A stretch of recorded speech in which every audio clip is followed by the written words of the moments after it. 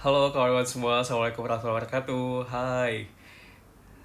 Oke, yang kawan-kawannya udah masuk, silahkan komen kalian lihat live ini dari kota mana, so I can notice guys kalian dari kota mana aja lihat live ini. Karena saya sangat excited sekali malam hari ini, I'm gonna share tentang content marketing versus digital marketing. Gimana kita bisa membedakan keduanya dan gimana kita bisa memaksimalkan untuk bisnis kita, apakah untuk sebagai content creator, sebagai business brand atau apapun yang kawan-kawan lagi bangun saat ini.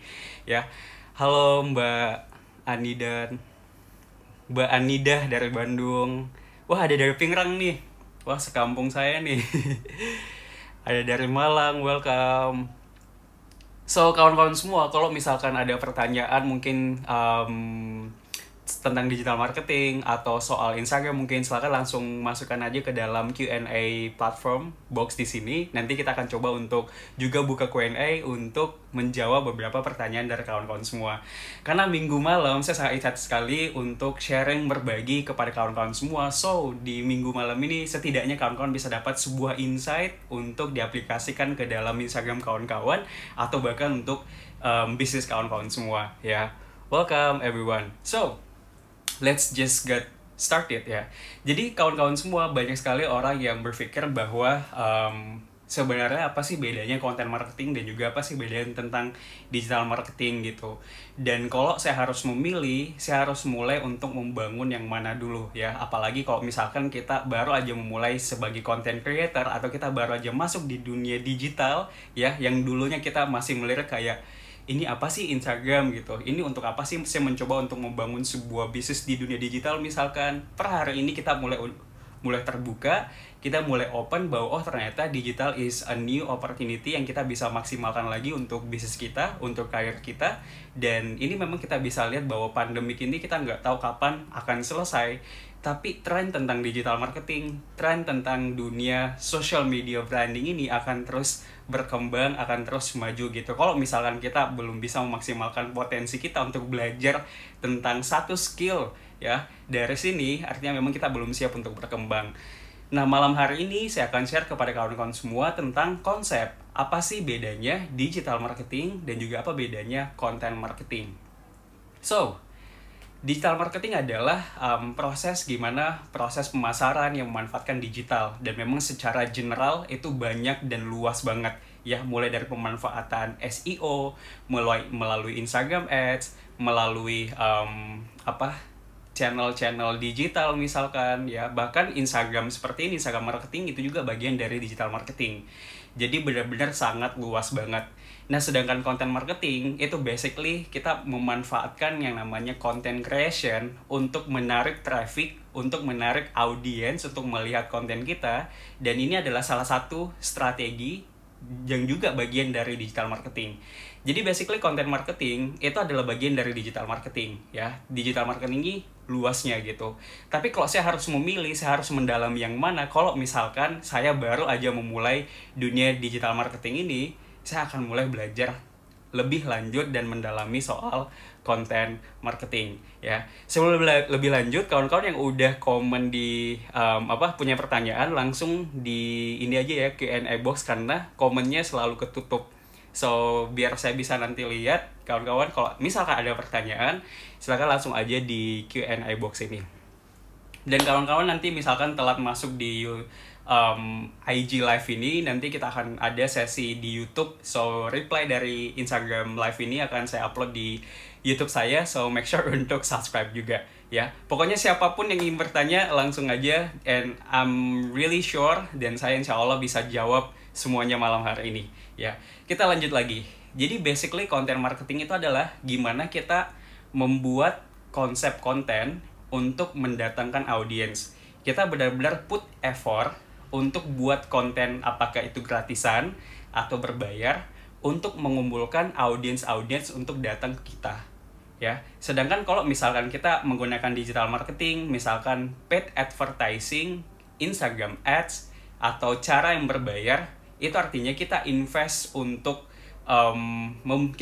uang sekian untuk mendatangkan orang ya. Kita invest untuk mendatangkan orang di Instagram. Nah, sedangkan content marketing, kita buat kontennya dan kita mencoba untuk dari konten yang kita buat, kita mendatangkan orang-orang yang tepat untuk masuk ke dalam circle kita. So, di situ perbedaannya. Dan memang kalau saya harus memilih, saya harus misalkan memulai dari nol lagi nih, saya akan benar-benar put effort untuk membangun konten marketing. Kenapa? Alasan pertama gini, kalau kita sebelum menjual sesuatu ya, karena memang kadang pada saat kita udah punya bisnis, kita mulai mulai sebagai business owner misalkan, kita selalu berpikir bahwa gimana untuk saya bisa dapat closingan, gimana saya bisa mendapatkan penjualan. Nah, mulailah untuk membuat sebuah iklan, menjalankan ads ya di Instagram misalkan. Tapi sayangnya brand kita masih baru, terus kita jalankan iklan, dan orang yang melihat iklan tersebut itu benar-benar orang yang stranger, sama sekali nggak tahu brand kita, yang mereka akan mencoba untuk mengabaikan apa yang kita coba untuk sharingkan. Karena gini, statistiknya mengatakan bahwa pada saat kita ingin beriklan, misalkan kita running Instagram Ads, ujung-ujungnya orang tuh butuh waktu 5-7 kali untuk melihat iklan itu agar mereka memutuskan untuk membeli produk kita atau enggak ya. Jadi sangat penting bahwa kawan-kawan kalau misalkan ingin terjun di dunia ads, ingin terjun di dunia paid advertising, kita harus benar-benar put budget yang cukup besar di situ. Nah, sedangkan kalau konten marketing ini lebih ke native advertising. Native maksudnya karena kita buat konten untuk orang lain, kita membuat microblog misalkan untuk audiens kita, otomatis pertama ada kepercayaan, kedua ada authority, ketiga kita selalu punya hati untuk berbagi. Let's say lah misalkan microblog di dalam Instagram saya pribadi. Saya nggak peduli kalau misalkan follower saya beli kelas saya, beli produk yang saya jual atau enggak, itu saya nggak peduli sama sekali. Dan saya pun nggak pernah terlalu push admin saya bahwa ini harus ada penjualan, ini harus ada penjualan. I don't care gitu. Saya membuat konten di dalam Instagram saya purely karena saya ingin berbagi gitu. Apa yang saya ketahui, saya sharing menjadi sebuah microblog. Kalau ada yang mau beli produk saya, ya monggo. Kalau enggak, ya gak ada masalah gitu. Ini adalah salah satu level happiness di dalam dunia Instagram marketing yang wajib kawan-kawan miliki.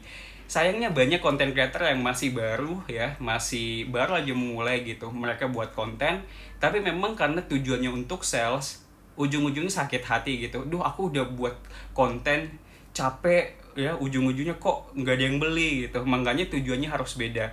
Kalau tujuan kita untuk kebermanfaatan, benar-benar buat konten, itu bukan karena ingin mendapatkan sales, tapi ingin mengenal audiens kita, ingin benar-benar membangun hubungan dengan mereka, membangun relasi. Ini adalah salah satu hal yang konsepnya akan berbeda.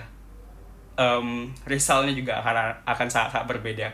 So, itu yang saya ingin sharing banget, bahwa kalau harus memilih, pilihlah untuk belajar tentang konten marketing. Gimana kita mendatangkan mereka dengan konten yang kita coba untuk buat.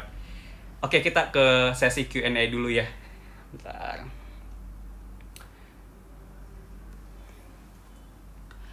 Kak Ferdi selalu risetkah kalau nyusun microblog? Biasanya risetnya gimana Kak buat tren? Oke, so ini juga bagian dari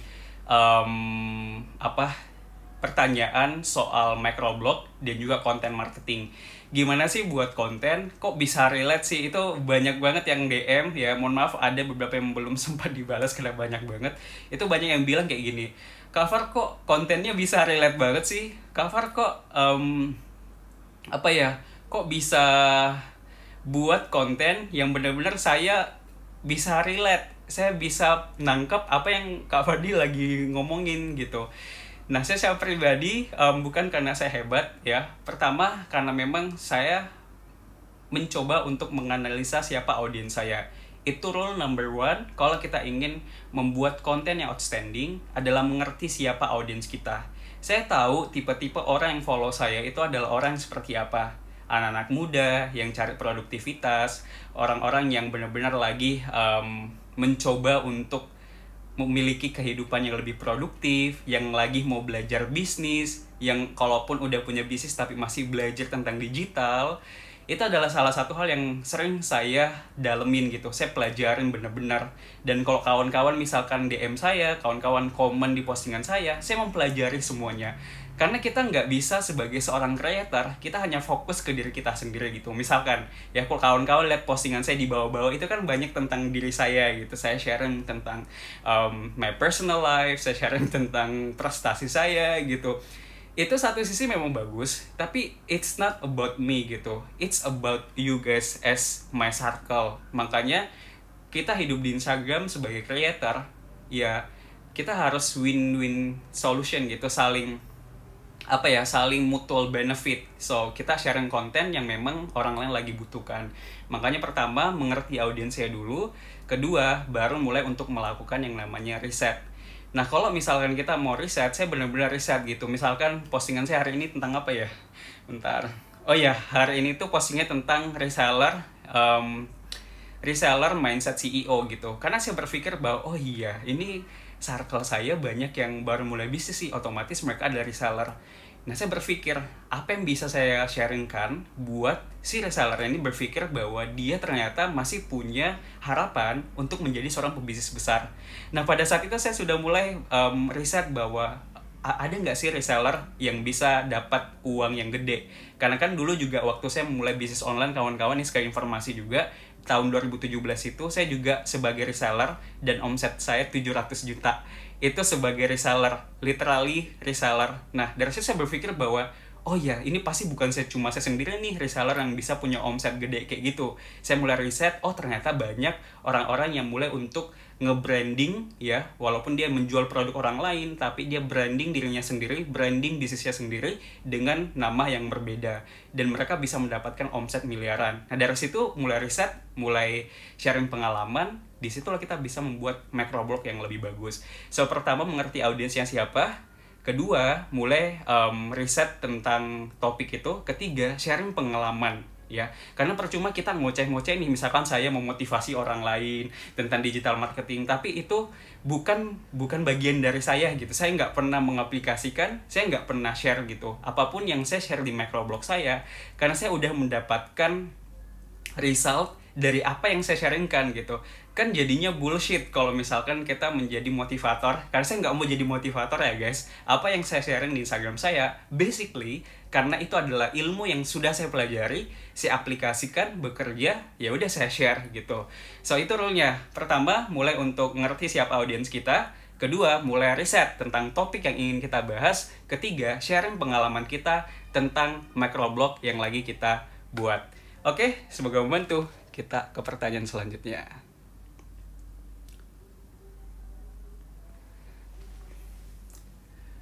Biasanya ngedit microblog, kok masih banyak sih yang nanya soal aplikasi apa? Ayo guys, sebagai circle saya pakai aplikasi apa? Boleh langsung komen aja nggak di bawah gitu. Karena saya tahu beberapa kawan saya sering jawab gitu. Kawan-kawan soal aplikasi, coba deh scroll lagi. Banyak kok saya udah bahas. Kita ke pertanyaan selanjutnya. Oke, saya scroll komen dulu deh. Katanya nggak bisa ya kalau... Ini ada Mas Nur Avian. Mas, akun pribadi saya mau coba mulai buat microblog nih, tapi karena belum bisa nyusun kontennya, apakah masih oke sementara belajar biar postingan IG terus aktif ada postingan?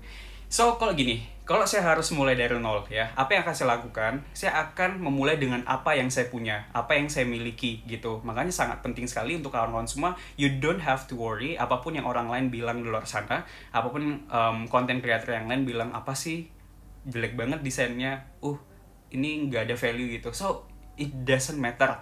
Jadi kawan-kawan, saran saya, coba lihat apa kekuatan kawan-kawan, apa yang memang menjadi strength kawan-kawan, mulai untuk buat konten yang seperti itu. Nggak perlu harus perfect, mulai aja gitu, posting setiap hari.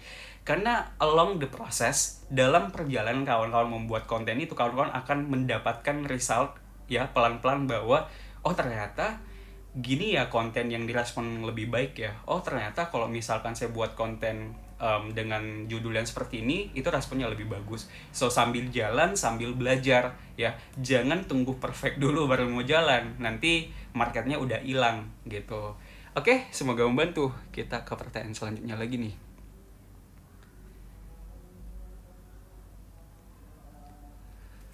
Mas kalau jadi reseller kan jual barang orang tuh. Nah kita mentingin penjualan atau konten? Kalau saya dua-duanya harus seimbang sih. Kenapa? Kalau konten itu untuk ngebangun branding, penjualan itu untuk membangun cash flow. So memang harus seimbang. So sambil kita belajar untuk membangun konten, kawan-kawan juga belajar gimana cara meningkatkan penjualan. Karena konten itu sifatnya passive marketing. Passive marketing maksudnya ya kita mendatangkan orang gitu. Sedangkan yang kalau kita mau fokus jualan itu kan lebih ke aktif marketing. Salah satunya bahwa kita DM mereka, kita jalankan iklan, kita broadcast, itu kan aktif marketing ya. Artinya kita melakukan sebuah aktivitas. Sedangkan konten marketing itu karena bersifatnya long term, sifatnya branding. Jadi mereka itu mendatangkan. Jadi memang dua-duanya harus seimbang. Sambil merapikan cash flow, ya kita juga harus sambil ngebangun brandingnya kita. Oke, welcome everyone yang udah masuk. Bagaimana menyikapi persaingan penjualan di website? Yang saingannya pun sudah marak juga di website. Mungkin maksudnya marketplace ya. Kalau saya secara pribadi, saya tidak terlalu menyarankan ya. Selama ini waktu mentoring saya nggak pernah menyarankan untuk jualan di marketplace. Kenapa? Pertama karena memang itu udah perang harga banget. Terus kedua, pasarnya udah sangat bleeding, udah berdarah-darah di dalam.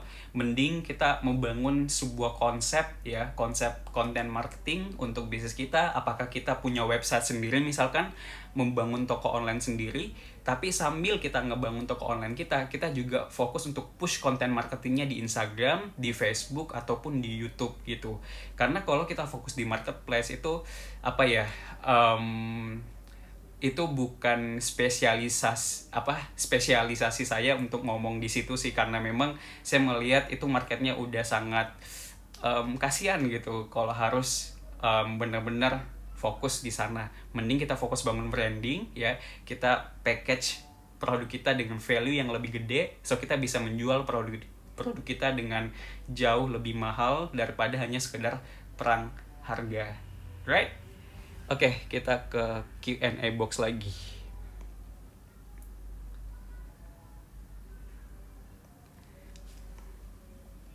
Promote via Instagram apakah efektif ya? Kan nggak langsung beli.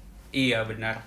So makanya gini, kalau kawan-kawan gini, orang lain buka Tokopedia dan orang lain buka Instagram, itu punya intention yang berbeda ya. Pada saat kita mencoba untuk buka Tokopedia, itu karena kita, oke, saya ingin membeli sesuatu nih. Memang intention kita. Kita nggak pernah buka Instagram, saya pengen beli ini nih, buka IG nggak pernah gitu, jarang gitu. Makanya memang intention dan behavior orang pada saat mereka buka platform ini kan itu berbeda. Nah terus gimana dong kalau misalkan pengen jualan di Instagram? Nah makanya kawan-kawan harus memenangkan hati orang yang follow kawan-kawan semua. Untuk mereka, pada saat mereka mengingat untuk membeli sesuatu, yang diingat itu brand kawan-kawan, bukan brand orang lain. Bagaimana cara memenangkan persaingan di pasar? So kita tuh nggak berkompetisi untuk menang closingan, tapi berkompetisi siapa yang akan lebih diingat sama follower gitu, siapa yang lebih diingat sama audience gitu. Makanya sangat penting gimana kawan-kawan membuat sebuah konten sharing value yang terfikirkan tuh kawan-kawan semua ya. Misalkan nih ya, microblog yang menginspirasi, contoh loh ya, contoh Kak Fardi nih gitu, langsung terfikirkan gitu. Makanya sangat penting giving. Nanti pada saat mereka mau membeli, mereka akan mengingat brand kita, mengingat personal brand kita. So kalau mau main Instagram marketing, so fokus on giving, karena mereka nggak langsung membeli. Tapi kalau kita udah menang di pikiran mereka, menang di benak mereka, positioningnya brand kita udah jelas, kita bisa menang gitu. Oke. Kita ke pertanyaan selanjutnya lagi nih. Dulu Mas reseller di industri apa? Terus apakah boleh kita nge-rebrand produk orang lain? Oke, gini saya klarifikasi ya. Jadi dulu ya, bahkan sampai sekarang sih, jadi saya jualan skincare, pasta gigi, apalagi ya, deodoran gitu. Saya nggak pernah malu gitu, karena ya this is my passion gitu. Rebrand maksudnya gimana? Misalkan yang jualan produk tersebut tuh banyak gitu, Tapi karena saya punya branding yang berbeda, walaupun saya nggak mengemas ulang ya, maksud saya nge-rebranding itu bukan berarti kita mengemas ulang produk orang lain, nanti kita dikena hak cipta, undang-undang, dan lain sebagainya gitu. Tapi dari segi packing, dari segi branding di Instagram, branding di Facebook misalkan, kita itu selalu sharing sebuah value, dan itulah yang membentuk sebuah brand identity kita. Walaupun kita menjual produk yang sama, kemasan yang sama, tapi pengemasan konten di Instagram, pengemasan konten di Facebook berbeda, ya kita menjadi sebuah brand yang berbeda ya. Walaupun kita sama-sama reseller, tapi kita punya value lebih gitu. Makanya kalau mau bersaing dengan reseller, karena saya nggak pernah terlalu fokus dengan mereka yang jual di bawah harga, karena pasti banyak banget yang jual di bawah harga di luar sana. I don't care gitu. Yang saya tahu adalah pada saat saya fokus untuk berbagi konten, saya fokus untuk berbagi value, ya customer saya, ya circle saya itu pasti beli di saya gitu. Apakah ini personal brandingnya kawan-kawan atau brand bisnisnya kawan-kawan. Oke. Kita ke pertanyaan selanjutnya.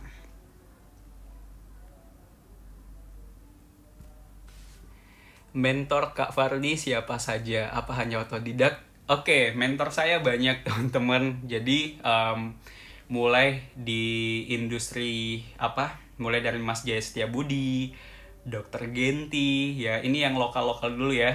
Kawan-kawan follow semua. Jaya Setiabudi, Dr. Genti, siapa lagi ya? Ini yang work closely dengan saya gitu. Ada Ko Albert juga, Denny Santoso, itu sih. Tapi saya lebih, kalau di mentoringnya sih memang lebih banyak dengan Dr. Genti. Kalau di luar, saya sering ikut e-course. Jadi kawan-kawan semua kalau misalkan ada kelas online, itu kawan-kawan wajib ikut ya. Karena di awal-awal saya masuk di dunia digital marketing, karena di Indonesia masih sedikit kelas online. Itu di zaman-zaman 2014, 2013 itu masih jarang, bahkan belum ada mungkin ya kelas online. Nah, saya mencoba untuk melihat kelas-kelas yang ada di luar. Saya ikut kelasnya Iman Gadzi ya, ikut kelasnya si Sabri Subi, itu banyak banget, dan itu akan memberikan insight bagi saya. So kawan-kawan, di 2020 ini uangnya jangan hanya disimpan aja untuk kebutuhan makan dan lain sebagainya ya, karena otak kita, pikiran kita juga perlu update. Makanya sering ikut kelas online atau ikut sharing, ikut live seperti ini, karena ini akan menambah wawasan kawan-kawan semua ya. Sambil belajar secara otodidak juga bisa, karena bagi saya pribadi, saya anak bahasa Inggris ya, saya background bahasa Inggris, kok bisa terjun di digital marketing itu karena belajar otodidak. So ikut e-course, pelajari, aplikasikan, review, gagal, coba lagi gitu. Pokoknya life is about testing gitu. Jadi semuanya butuh proses, coba, aplikasikan, review gitu. Oke. Kita ke pertanyaan selanjutnya lagi ya.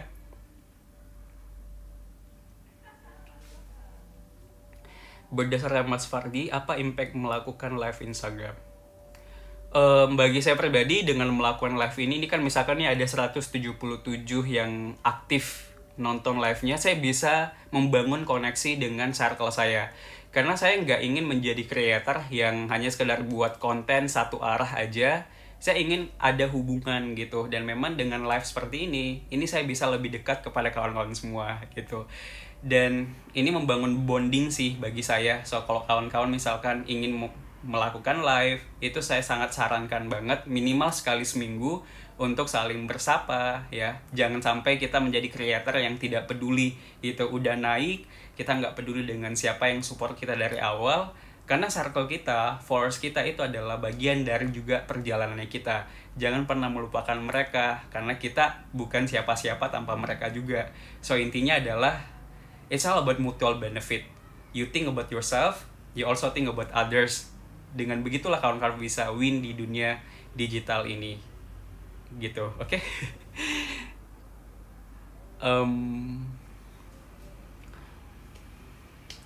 Menentukan target audiens yang sesuai gimana Kak Far? First, kita harus tanya dulu ke diri kita bahwa produk atau bisnis kita itu mengarah kemana sih gitu. Jadi kita harus membuat semuanya itu terhubung, mulai dari produk kita, passion kita, dan audiens kita siapa. Jadi kawan-kawan itu harus disinkronisasikan gitu. Produk saya apa ya?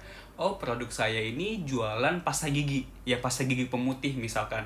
Berarti target audiens saya ini adalah mereka yang senang minum kopi, senang ngopi, dan bolak-balik ke klinik gigi misalkan. Dengan adanya pasta gigi pemutih ini akan membantu mereka. So, saya udah bisa menganalisa bahwa customer saya itu behaviornya seperti apa, interestnya itu seperti apa gitu.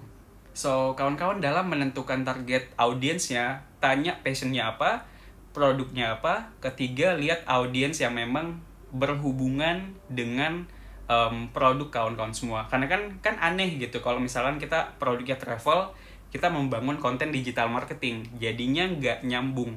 Nah, makanya itu harus ada sinkronisasi antara produk kita dan siapa pasarnya. Oke? Gitu. Saya coba untuk scroll dulu pertanyaan karena banyak banget. Guys, emang nggak bisa nulis di ini ya, agak pendek ya jadinya ya. Saya coba scroll dulu ya. Wah, banyak juga nih. Oke, ini Mas Arfa Kaindi. Mas, kalau usaha saya, bentar. Kawan-kawan kalau misalkan tadi udah komen, terus saya belum baca, di-up lagi aja ya. Nanti saya scroll lagi. Mas, kalau usaha saya ambil dari franchise, apakah saya bisa buat konten marketing sendiri atau kita harus ikut konten yang disiapkan oleh kantor pusat? Kalau ini ada rule dari setiap franchise itu beda-beda guys. Jadi saya nggak bisa mengiyakan. Cuma kalau misalkan saya, apa yang akan saya lakukan? Saya minta izin dulu ke pihak corporate-nya. Jadi minta bahwa apakah saya bisa membuat konten marketing sendiri tapi tanpa menghilangkan brand identity-nya franchise-nya gitu. Intinya saya ingin membangun konten biar saya memiliki value lebih daripada franchise yang lain. Kalau dia bilang iya, berarti kawan-kawan Mas Arfa mulai untuk membangun konten yang memang ada hubungannya dengan produk yang Mas Arfa coba untuk jual. Intinya minta izin dulu, karena kan kalau kita menjadi reseller atau menjadi franchise itu kan ada corporate-nya, ada manajemennya. So kita harus minta izin dulu. Kalau udah diizinin, ya udah bangun konten. Harusnya sih bisa sih, ya kan kita juga turut untuk membantu brand mereka, right? Bagaimana caranya marketing untuk kita yang kurang memiliki banyak network? Kawan-kawan, kalau lihat saya dulu ya, saya ini basically dari daerah ya. Saya jujur ke kawan-kawan semua nih, ada 150-an. Saya ini dari daerah banget, dari kampung banget. Bahkan jaringan pada saat tahun 2015 itu, saya harus ke pinggir jalan untuk update di Facebook gitu, bayangkan. Nah, tapi pada saat itu saya berpikir bahwa kondisi saya lagi di daerah dan saya terbatas, itu adalah realitanya. Tapi saya punya visi bahwa gimana caranya untuk saya punya network yang gede, gimana caranya untuk saya bisa menjadi seseorang dengan memanfaatkan sosial media. Karena pada saat itu saya mencoba untuk jualan offline, nggak laku gitu, karena orang circle saya ya orang-orang yang memang belum siap untuk membeli produk gitu, makan aja sulit gitu. Makanya saya berpikir, oh ya udah, saya memanfaatkan digital marketing deh untuk masuk di situ. So kawan-kawan, memulai digital marketing nggak harus punya circle yang gede, nggak harus punya network yang gede. Justru pada saat kita memulai dari nol, nah disitulah kawan-kawan mulai untuk membangun hubungan dengan mereka. Ya, jangan menunggu mereka yang datang di kita gitu. Jadi kita yang harus datang di mereka. Nah, bagaimana caranya? Ada dua hal yang kawan-kawan bisa lakukan. Kalau misalkan kawan-kawan saat ini mulai dari nol, gimana bisa kolaborasi dengan orang-orang yang gede ya, orang-orang yang memang udah punya network yang luas. Pertama, mulai untuk berkarya ya. Berkarya biar apa? Biar di notice. Bahkan saya pun Instagram saya ini banyak banget panutan saya itu follow saya gitu. Bahkan saya bahagia sekali gitu. Oh, ternyata dengan berkarya kita bisa connect dengan panutan kita. Pertama, berkarya gitu. Kedua, terhubung dengan mereka. Caranya apa? Membangun koneksi, membangun relasi dengan DM mereka, dengan tag di postingan mereka atau komen di postingan mereka, itu adalah salah satu kawan-kawan bisa membangun network. Dalam sehari aja kawan-kawan invest waktunya untuk satu orang sehari, artinya dalam 30 hari ada 30 panutan yang kawan-kawan coba untuk bangun. Dan tidak harus mereka yang punya followers yang gede gitu. Makanya saya pernah bahas soal Instagram Buddies untuk menjadi 100 orang pertama untuk support network kita.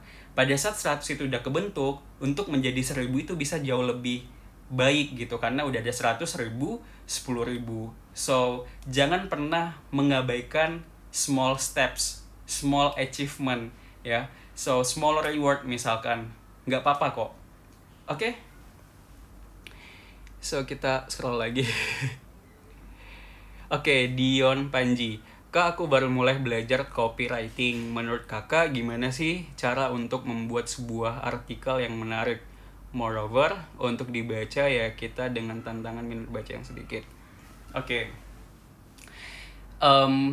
I don't think bahwa, memang banyak riset yang mengatakan bahwa orang Indonesia itu adalah orang yang nggak suka membaca. Dan memang itu terbukti. Bahkan kita ranking berapa ya, ranking kesekian negara yang memang minat bacanya sangat rendah. Tapi gini, yang saya yakini adalah pada saat yang kita tulis itu punya value, kita membuka copywriting kita dengan sesuatu hal yang ada benefit ke mereka, mereka akan baca. Saya kasih contoh deh, misalkan kawan lagi sakit ya, kawan-kawan ini lagi sakit dan lagi mencari informasi soal penyakitnya, misalkan sakit anemia, contoh loh ya. Kawan-kawan pasti invest waktunya untuk membaca artikel itu karena ada sense of urgency. Nah, ini makanya sebagai content creator, gimana kita bisa membangun sebuah konten yang membuat audiens kita bisa relate bahwa pada saat mereka baca ini, mereka bisa dapat sesuatu. Mau panjang atau pendek, ya microblog 10 slide tuh panjang loh. Tapi kok mereka tetap mau baca? Karena ada value yang mereka bisa dapetin. Ada masalah yang bisa terselesaikan. So, untuk dunia copywriting itu masih bekerja. Yang paling penting selalu kembali lagi, who is your audience dan apa yang kawan-kawan ingin bantu dari mereka ya. Kalian ingin bantu mereka dari segi apa? Itu yang di highlight menjadi nilai-nilai di dalam copywriting kawan-kawan semua. So, pembukanya apa? Dari segi headline, terus langsung lanjut. Karena sebagus-bagusnya sebuah tulisan, kalau nggak dibuka dengan tulisan yang baik atau tulisan yang membuat orang lain lebih tertarik untuk baca, ya mereka nggak akan baca. So, buka dengan baik, kasih value yang besar di dalam tulisannya, orang akan addict ya, mulai kecanduan untuk baca konten kawan-kawan semua. Buktinya Gramedia tetap ada sampai sekarang loh. Intinya bahwa ya orang tetap membaca kok, walaupun minat baca kita masih rendah. Oke? Menurut kamu apa tren digital marketing saat ini? Kalau saya pribadi, banyak tren, tapi ada satu tren yang sangat-sangat kawan-kawan invest waktu untuk mempelajari, itu adalah native advertising. Native advertising itu, coba nanti di googling, native advertising itu adalah gimana kita membuat sebuah iklan yang memang orang lain itu bisa relate dengan kita yang pembuat kontennya. Makanya konten marketing di bawahnya ada native advertising yang menjadi bagian dari digital marketing itu sendiri. So, kita buat konten untuk membangun hubungan dengan mereka. Kita offer free content untuk membangun hubungan dengan mereka. Pada saat kita ingin menjual, mereka akan oke-oke aja. Kenapa? Karena kita udah giving terus tuh. Ya. Problemnya selama ini konsep kita tuh kebalik ya. Kita ingin dapat uang dulu, kita ingin dapat closingan dulu, baru kita ingin memberi lebih. Sedangkan kalau kita ingin membangun konten marketing atau native advertising misalkan, ya kita harus menjadi teman dulu dengan mereka, bangun komunitas dulu ya. Misalkan nih komunitas microblog, komunitas di dalam circle Instagram saya. So, pada saat saya mencoba untuk menjual sesuatu, orang lain akan oke-oke aja karena pertama, apa yang kita jual memang ada relate dengan mereka, ada hubungannya dengan mereka. So, gitu sih for me. Kalau kawan-kawan ingin fokus tahun ini belajar apa? Belajar tentang content marketing, native advertising, dan gimana membangun komunitas di dalam circle social media account-nya kita. Oke? Mas Fardi, bagaimana tips untuk memulai startup bisnis pertama kalinya? Keadaan di mana belum ada langganan. Oke, kalau saya belum ada langganan, yang akan saya lakukan adalah offer free service. Jadi sosial kreatif di awal-awal itu kita offer ke teman-teman saya dulu tuh ya. Mau nggak saya handle sosial media marketingnya selama sebulan? Nggak usah bayar, tapi harus ada testimoni untuk mengumpulkan testimoni ya. Kalau udah punya 1 sampai 3 testimoni itu udah cukup kok. So offer yang gratis dulu gitu, untuk apa? Untuk memperbanyak portofolionya kawan-kawan semua, memperbanyak membernya atau usernya gitu. Nah nanti itu yang kawan-kawan jadikan sebuah studi kasus untuk di-sharingkan kepada mereka yang belum join, mereka yang belum daftar di startup yang memang lagi dibangun. Offer free pada saat kita senang, ya orang lain pasti akan mau belajar, mau menggunakan startupnya kita, right? Mas saran dong untuk IO di masa seperti sekarang. So IO nggak apa-apa ya, karena kita bisa tetap menggunakan online event ya. Justru IO ini punya manajemen yang bagus kan. Kalau di offline aja bisa well arranged ya, well managed gitu, otomatis di dunia online akan lebih mudah. Tinggal model bisnisnya mungkin sedikit diubah. Coba lihat tren saat ini itu yang lagi naik banget tuh tentang training digital marketing, training copywriting ya. Itu kawan-kawan coba untuk agile, melihat apa yang lagi berkembang saat ini. Kekuatan IO-nya di dunia offline itu kalau difikirkan apa yang bisa dijadiin online gitu. Coba buka workshop misalkan, atau ingin ngehandle sesuatu misalkan, bahkan Airbnb aja ya. Kalau nggak tahu Airbnb ya, mereka mulai menjual online experience. Jadi pengalaman secara online. Jadi kita masuk di sana, bayar, kita nonton tuh ya pengalaman-pengalaman online, mulai dari memasak, apalagi ya, berkuda, itu banyak banget dan orang mau membayar itu gitu. So that's okay, kita harus belajar untuk agile, right? Semoga membantu. Kalau sudah tahu target audiensnya, itu gimana cara terhubung sama targetnya, Kak? Oke, pada saat audiensnya udah terhubung, gimana cara untuk kawan-kawan bisa pada saat udah tahu audiensnya siapa, gimana cara untuk terhubung dengan mereka. Nah, apa yang kawan-kawan bisa lakukan adalah yang pertama memang konsisten untuk buat konten gitu. Memang ini klise, tapi ya memang di situ gitu. Saya selalu bilang bahwa ya memang kita harus posting terus gitu biar kita bisa di-notice. Nah, sambil posting terus tuh, kawan-kawan coba untuk mendekat ke mereka. Mendekat maksudnya gimana ya? Mulai untuk saling komen, misalkan target-target audiens awal. Jadi gini, pada saat kita baru memulai, kita mencari 50-100 orang pertama ya yang akan menjadi followersnya kita. So ini nggak masalah untuk kita saling bangun hubungan lewat komentar postingan mereka, atau mencoba untuk komen. Biasakan mereka misalkan gini, audiens kita udah jelas bahwa mereka yang senang fotografi, otomatis mereka memang yang banyak nongkrong di akun-akun yang bahas soal fotografi.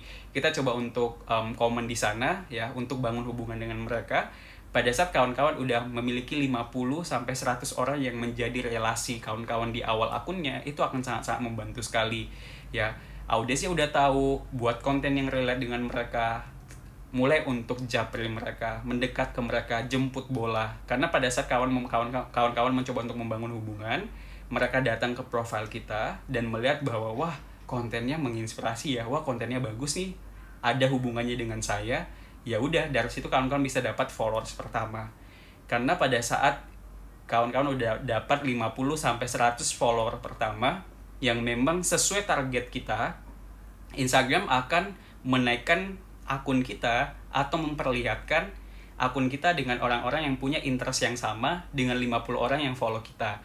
Itu salah satu learning machine dari Instagram yang sangat powerful sekali menurut saya. Yang nggak kayak dulu-dulu itu kayak waduh random banget. Tapi saat ini Instagram udah sangat smart banget.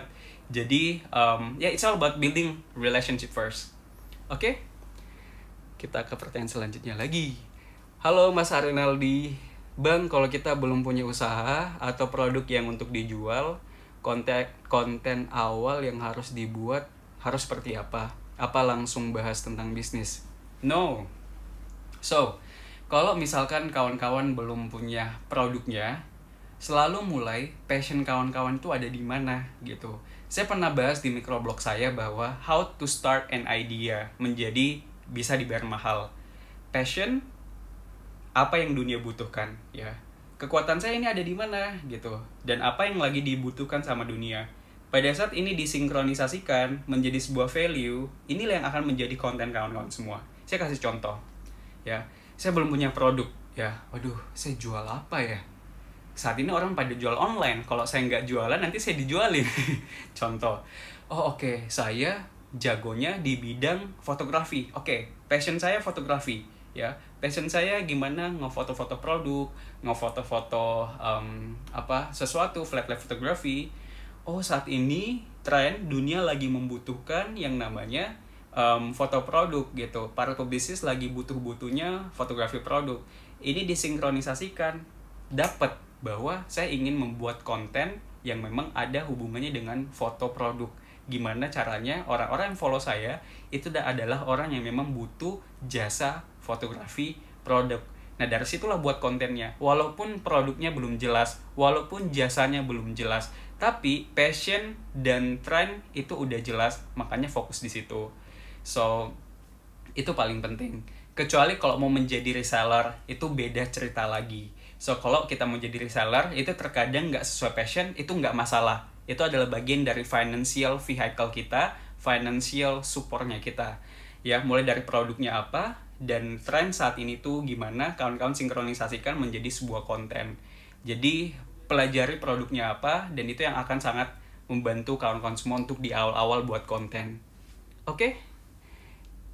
Oke, selanjutnya, menurut kamu, apa tren digital marketing saat ini? Oh, ini udah tadi. Bro, selalu konsisten dong. Bro, cara selalu konsisten dong. Oke, ini siapa? Mas Fan. Hai, Mas Fan. How are you?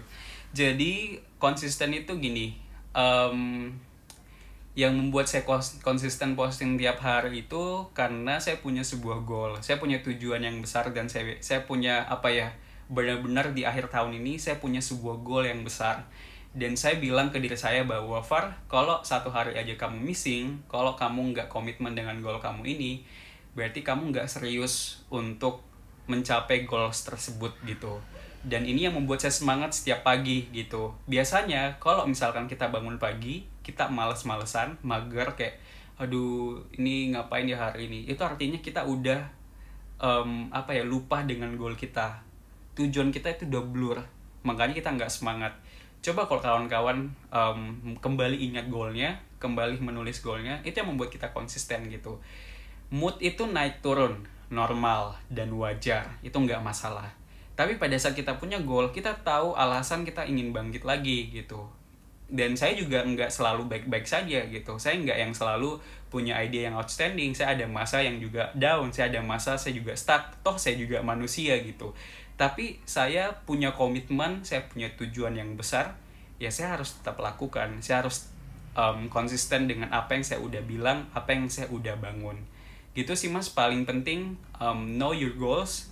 Coba acknowledge what is your why. Right? Thank you. Produk ini Mas A. Ini udah pakai kacamata kok masih. Oke, target audience apa saja ya Kak? Saya mendahulukan produk dulu, bukan audience. Nggak apa-apa Mas ya.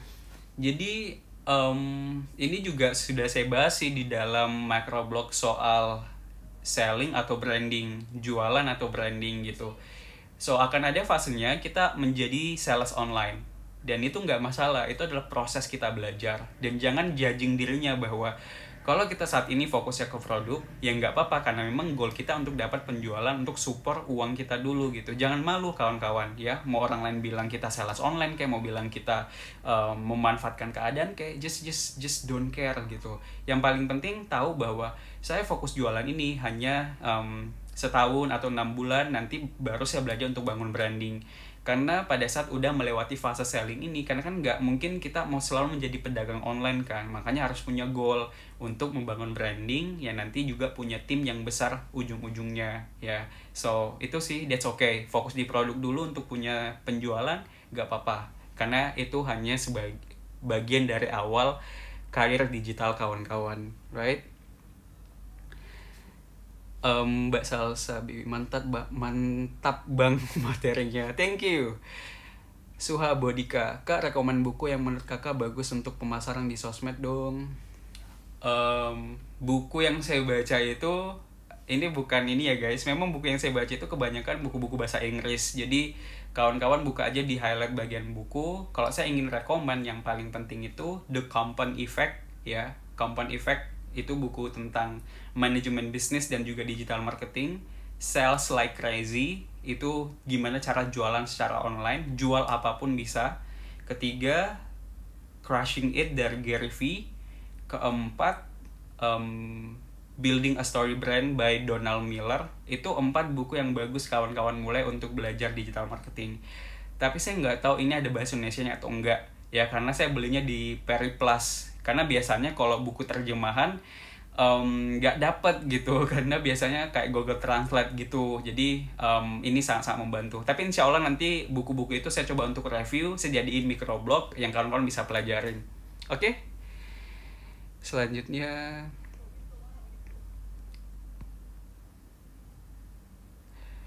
halo semuanya, welcome.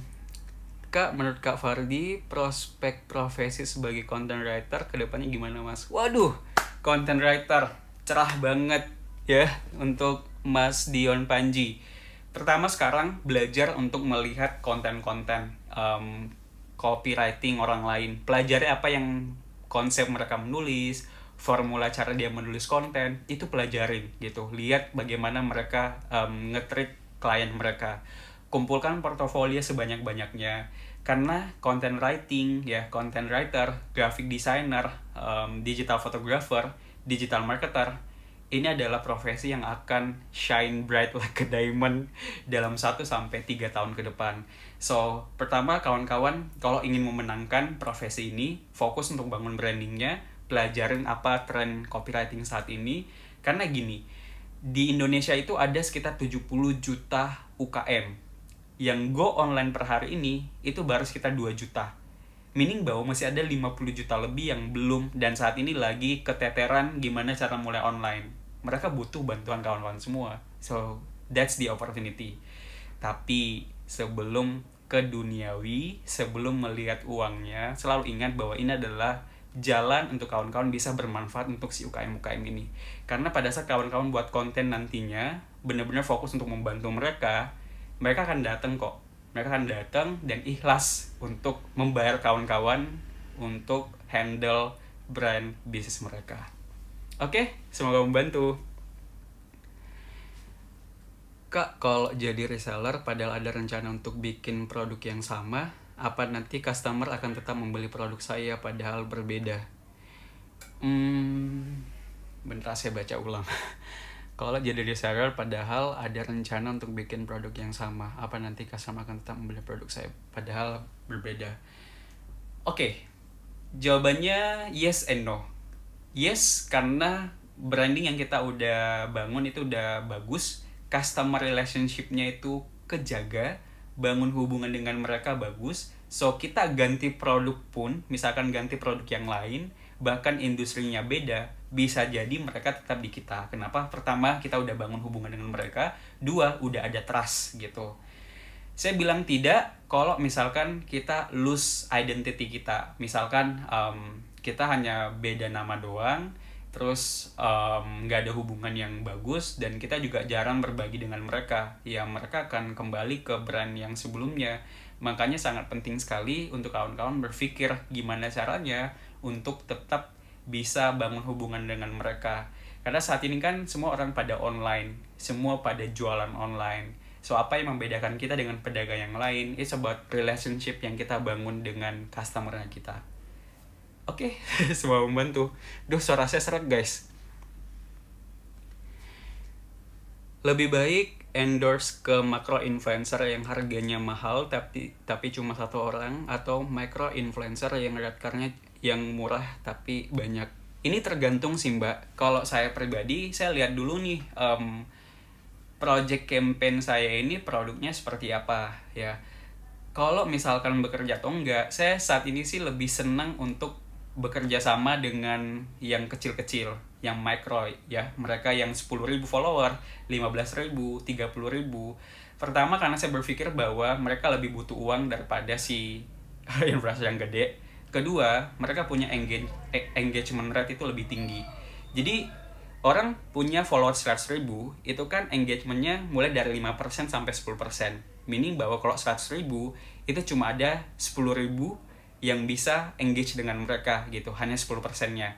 Nah, sedangkan kalau misalkan saya bekerja sama dengan mereka yang punya 10k, otomatis ada 1k ya. Saya bekerja sama dengan 100 orang yang punya 10k, itu angkanya bisa jauh lebih gede.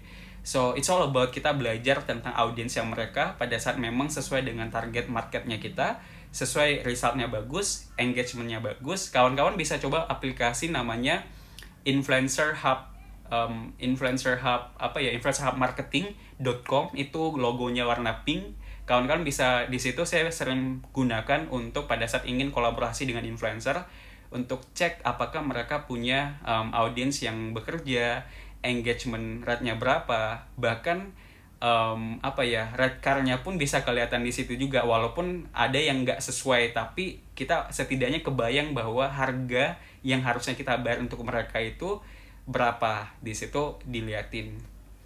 Oke, semoga membantu. Selanjutnya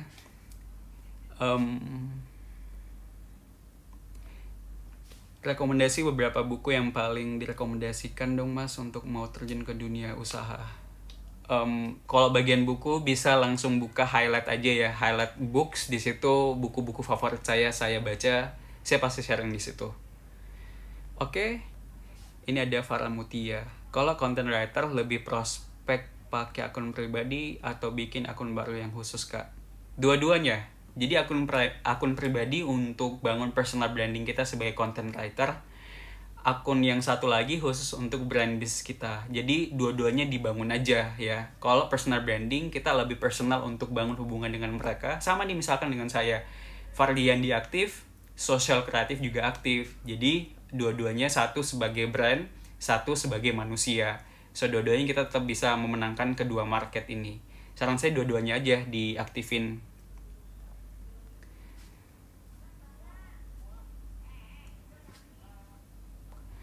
Mana lagi nih? Wah, ini Q&A ada 20-an nih. 30-an. Oke, bentar ya guys.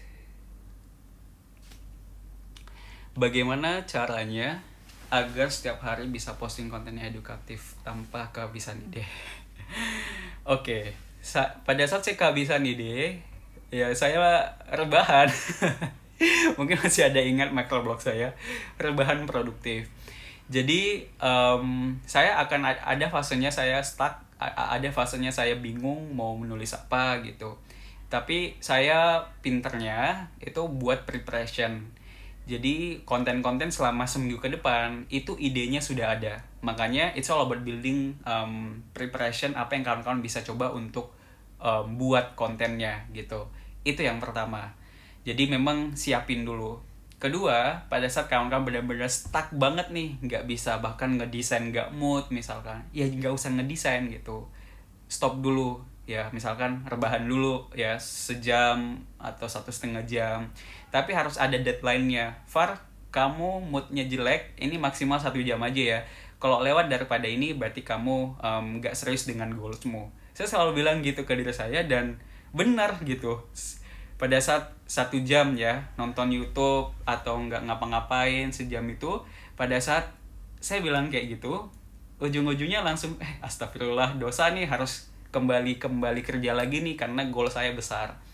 Itu sih Mas, biar nggak kehabisan ide, jangan terlalu push dirinya dan selalu siapin persiapan ide selama seminggu ke depan, 2 minggu ke depan, karena mood kita ini naik turun. Gimana caranya biar kita tetap punya banyak ide? Ya kita harus siapin itu, karena akan ada masanya kita punya mood yang tinggi ya, mood yang benar-benar bagus banget, kita bisa menulis banyak konten. Jadi pada saat itu manfaatkan untuk tulis konten. Oke, semoga membantu. Kita coba ke pertanyaan selanjutnya lagi nih. Wah, banyak juga yang masuk ya. Welcome everyone. Kalau yang telat masuk, nanti bisa langsung buka di YouTube aja ya. Insya Allah saya posting besok replaynya.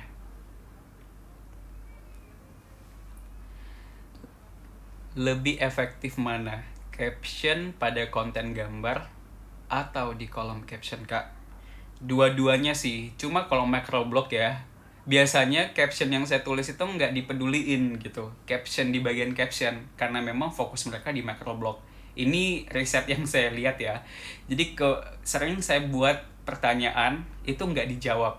Tapi pertanyaan yang di microblog itu dijawab. Meaning bahwa banyak yang mengabaikan caption. Mereka fokus di microblog. Ini riset saya ya, konten saya. Nah, kalau kawan-kawan nanya apakah harus fokus di caption atau di visualnya, dua-duanya harus ada ya. Kita sebagai content creator semuanya harus ada, serba bisa gitu. Jadi sambil buat value di microblognya juga harus ada di bagian captionnya juga. Oke? Selamat datang kawan-kawan semua. Sebenarnya saya mau jujur satu hal ke kawan-kawan semua. Ngomong kayak gini nih, live di kawan-kawan semua atau lihat YouTube saya, ini adalah sesuatu hal yang tidak mudah bagi saya. Ini adalah hal di luar dari zona nyaman saya. Karena ya saya adalah orang introvert yang agak malu kalau ngomong sama orang lain gitu. Tapi kenapa saya mau melakukan hal ini? Karena saya ingin belajar ya. Saya ingin gimana diri saya bisa bertumbuh. Gimana diri saya bisa berkembang.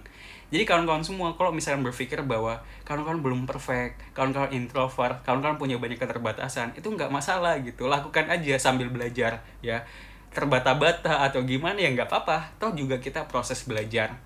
Oke, ini hanya insight aja sih. Saya langsung kepikir, oh iya ya, kenapa saya bisa lebih pede sekarang, karena ya sering dilakukan. So, introvert, extrovert, itu jangan pernah menilai dirinya karena introvert atau extrovert. Kita semua layak kok menjadi seorang content creator.